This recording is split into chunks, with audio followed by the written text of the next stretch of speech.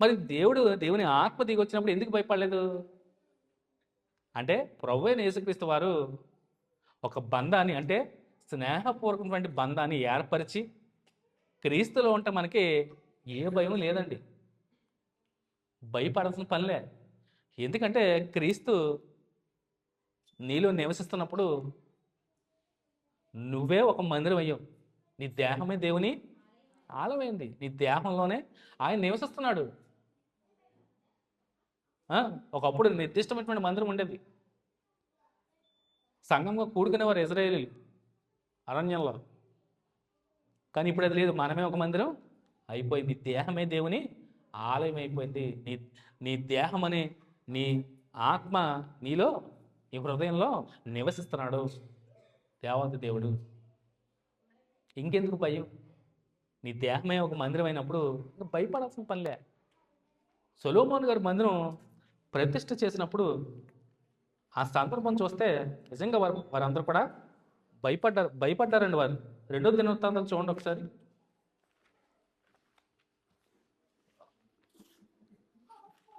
2వ దినవృత్తాంతాల గ్రంథంలో ఆ సందర్భాన్ని ఒకసారి గుర్తు చేస్తాను. 5వ అధ్యాయం, జస్ట్ మనం తెలుసుకోవడానికి మాత్రమే. 2వ దినవృత్తాంతాల గ్రంథం 5వ అధ్యాయంలో ప్రారంభంలో చూస్తే, సొలొమోను యెహోవా మందిరమునకు తాను చేసిన పని అంతయు సమాప్తం చేశాడు. దేవునికి ప్రతిష్ఠ చేసుకున్నాడు. చేసుకునే టైంలో దేవుడు దిగొచ్చిన సందర్భం లాస్ట్ వచనంలో చూడండి ఏమైంది. 14 వచనం చూడండి, 5వ అధ్యాయం.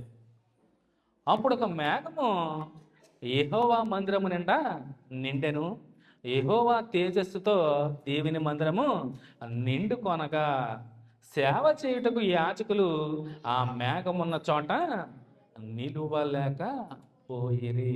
దేవుడు దిగొచ్చినప్పుడు వారు నిలవలేకపోయారు. ఆ తేజ మహిమకి వెలవెల్లాడిపోయి దూరంగా వెళ్ళిపోయారు.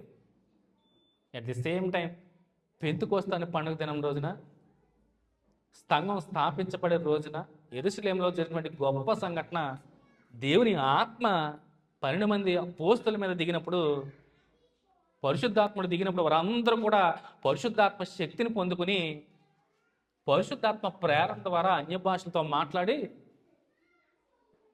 పేతురు అప్పుడు గొప్ప ప్రసంగం చేయడం ద్వారా మారు మనసు తెచ్చుకుని 3000 మంది చేర్చబడ్డారు.